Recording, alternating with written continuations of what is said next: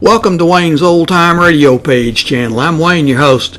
These programs are brought to you by support of our listeners. You can give your support at Patreon or PayPal, either one. There's clickable links in the description below.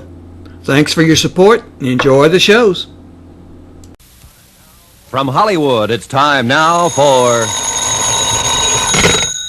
Johnny Dollar. This is Robert Ecker, Mr. Parsons' secretary. You telephone this office for an appointment with Mr. Parsons. That's right. I'm an investigator, Mr. Ecker. I was sent here by Eastern Casualty and Trust. We understand David Parsons is missing. I want to talk to Mr. Parsons Senior about it. Oh. Well, Mr. Parsons Senior isn't in the office today. He's home ill. This is pretty important, Mr. Ecker. Maybe I better call him at home. Why don't you come to the office? I'll try to arrange to take you out there. I don't want to be a lot of trouble. There'd be more trouble if I didn't.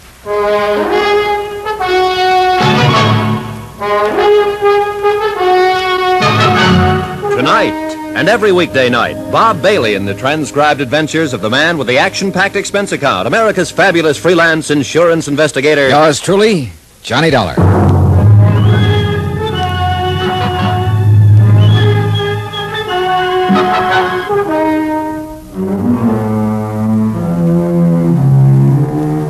Expense account submitted by Special Investigator Johnny Dollar to the Eastern Casualty and Trust Company, number 25 Yardley Boulevard, Boston, Massachusetts. The following is an accounting of expenditures during my investigation of the Callicles matter. Expense account item 1, $200, 5 cents, airfare and incidentals, Hartford to Los Angeles. I arrived at midnight, went straight to the Beverly Hilton, had a good night's sleep, and woke up to an early spring heat wave. By 9 o'clock, I had placed my call to Parsons Stocks and Bonds. At 10 o'clock, I met Robert Ecker in person. He was a man about my age with a thin face and good clothes. Judging from his office, the job as secretary was a pretty responsible one. I don't quite understand this, Mr. Dollar. What made you think that Mr. Parsons Jr. is missing? Is he around? Do you mean, is he in town? Yeah, is he in town? Is he around? Can I see him? Well, none of us exactly knows where he is, but he's not what you'd call missing. Well, now, that depends on how you look at it, Mr. Ecker. We understand David Parsons hasn't been seen for 10 days. Is my information wrong?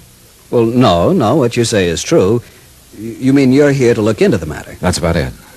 May I say something? Sure. When you're speaking of David Parsons in front of his father, Mr. Parsons Senior, I suggest that you don't use that word missing. I'll try to remember that. The connotation might upset him. I'm certain he doesn't regard Mr. Parsons' absence in the missing sense. Maybe you can tell me how he does regard it.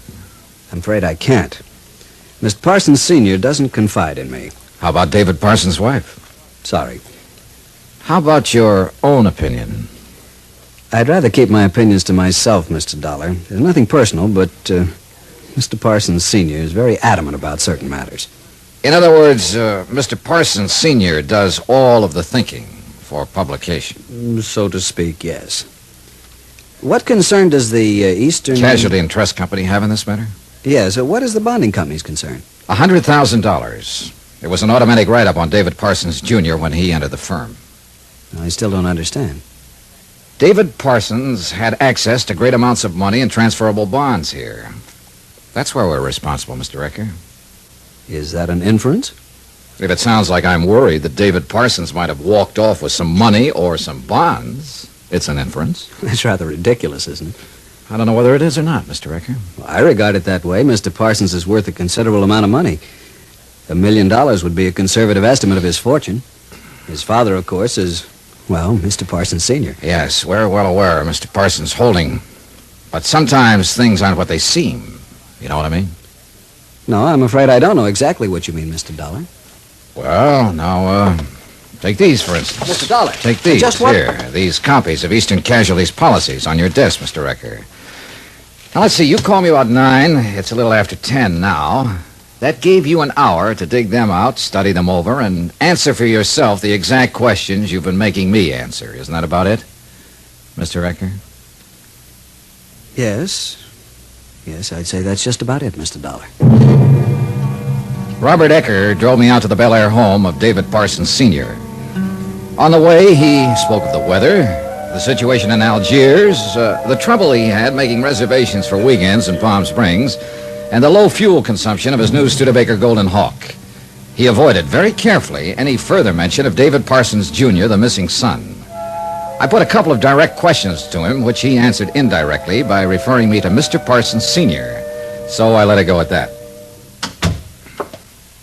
Jenny? Jenny? Somebody must be around. You said your phone. I did. Jenny? Oh, hello. Hello, Robert. Nobody around? No one so far. They must be upstairs. He's been at it today. Called me over here an hour ago. Oh, I'm Mrs. Parsons. I'm Johnny Dollar. How do you do? I beg your pardon. You shouldn't, Robert. It was purposeful. Mrs. Parsons. I'm the one you're not supposed to meet, Mr. Dollar. I'm David's wife. I just received orders from upstairs that this matter will be handled upstairs. Is that so? Oh, yes, that's quite so. My father-in-law feels that he has extraordinary competence in this matter.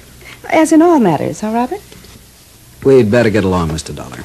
How do you feel? Oh, I feel fine. I mean about your father-in-law handling it. That makes very little difference, Mr. Dollar. It's my husband who's missing, but his son. You're a policeman or a detective, aren't you? In a way, yes. You look like a very charming man, Mr. Dollar. Ecker! Ecker, that you down there? Just a moment, Mr. Parsons. Hurry up! You may have to practice some charm on him. Thank you for the tip, Mrs. Parsons. Not at all. It was nice to have met you. Good morning, Robert. Good morning, Mrs. Parsons. We'd better get up there. Ecker! Robert Ecker led me upstairs into a massive bedroom that could only have been decorated for a massive old man, which is exactly what David Parsons Sr. turned out to be. 6.5 feet tall, I guessed at it, since he was stretched out in bed. He had a pair of coal black eyes and white hair liberally sprinkled with gray. He spilled a briefcase full of papers and documents off the bed, punched his pillow around, and glared hard at me. What's his name? This is Mr. Dollar, Mr. Parsons. You see if he had any credentials? No, sir. Well, find out! Mr. Dollar. Sure. Here, look these over. I'll look them over. Hand them to me. Yes, Mr. Parsons. They could be forgeries. It could be a newspaper reporter, something like that. Go downstairs and use the hall phone. Call this company and see if they have anyone named Johnny Dollar working for them. And hurry it up. Yes, sir. Wait a minute. Those credentials are genuine. You know it and I know it, Mr. Parsons. I'm not waiting around here while you call Boston and talk to someone there you won't believe either. Now, I'm at the Beverly Hilton. You call me when you've made up your mind to talk about this matter. Fine. Now get out. I got in town last night and contacted your office first thing. I wanted to talk to you about it first for several reasons. One, you're David Parsons' father. It's your company, not his, that can be jeopardized in a situation like this. Two, you seem the logical man to see to clear up the matter easily. Now that I've seen you, I'm not so sure of that. I'll have to go to somebody else. Wait a minute. What do you mean go to somebody else? I mean, I'm not going to sit in a hotel room cooling my heels waiting for you to call me. I have to find out about this, and there are other people to talk to. Your son's wife, the whole household. They wouldn't let you in. The police, if I have to. I'd break you. I'd break you in half. Then I'd get pretty mad, and both halves of me would figure this thing out if it took 1,000,000 years and $1 million. Ecker, Yes, sir. get out of here. Yes, sir. You've got 5 minutes. I've got 5 minutes and 10 minutes and 1,000,000 minutes if I need them. We have a report your son's been missing for 10 days now. One of our brokers reported it. He happened to be one of your son's clients. Missing. All right, where is he? How would I know? I take that to mean you don't know. Do you have any ideas? Of course not. Have you had an audit of your books since he disappeared? What? Have you had an audit? Is there anything missing? Bonds, cash in the company? Ecker! Ecker! Throw this bum out of here and make sure he bounces a couple of times. Mr. Parsons. Throw him out! I've got you by a good 25 pounds, Ecker. Maybe you'd better leave, Mr. Dollar. I think I'll stay. Oh, if I could get out of this bed, I'd do it myself. Ecker! Run along, Mr. Ecker. He'll calm down. I can wait him out. You leave without throwing him out and you're fired. Throw him out! I'll wait for you downstairs, Mr. Dollar. All right. Sit down. What day's today? Friday.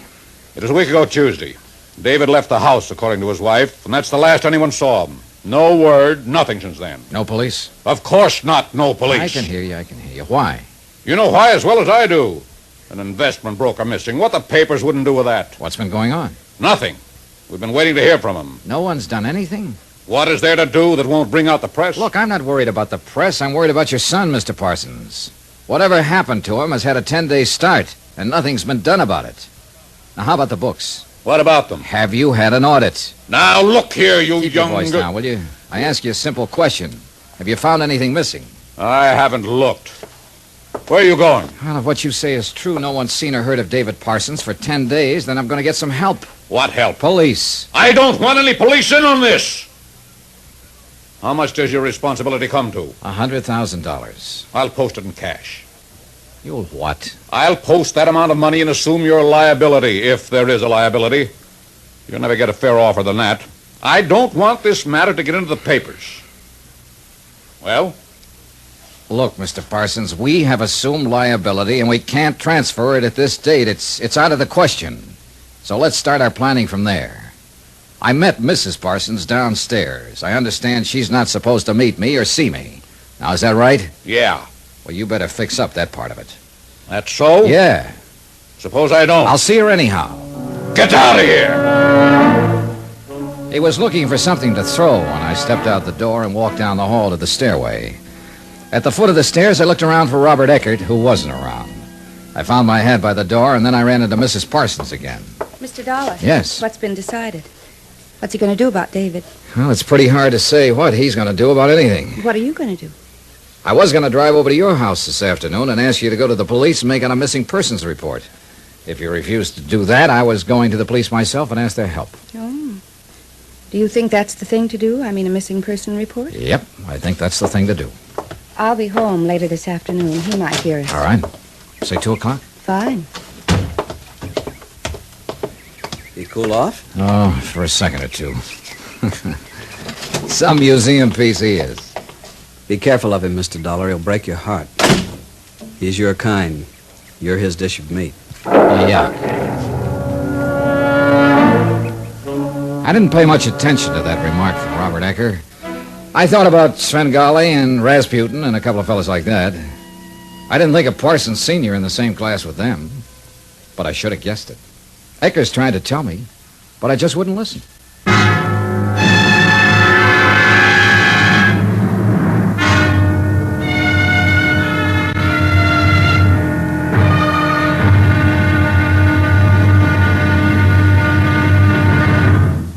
Now, here's our star to tell you about tomorrow's intriguing episode of this week's story. Tomorrow, some more facts about how the Earth swallowed a man.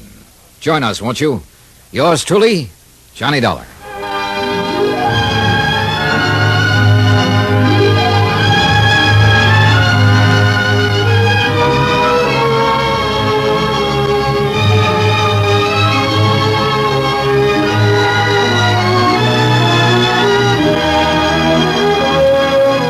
Yours truly, Johnny Dollar, starring Bob Bailey, is transcribed in Hollywood. Written by John Dawson, it is produced and directed by Jack Johnstone. Be sure to join us tomorrow night, same time and station, for the next exciting episode of Yours truly, Johnny Dollar. Roy Rowan speaking.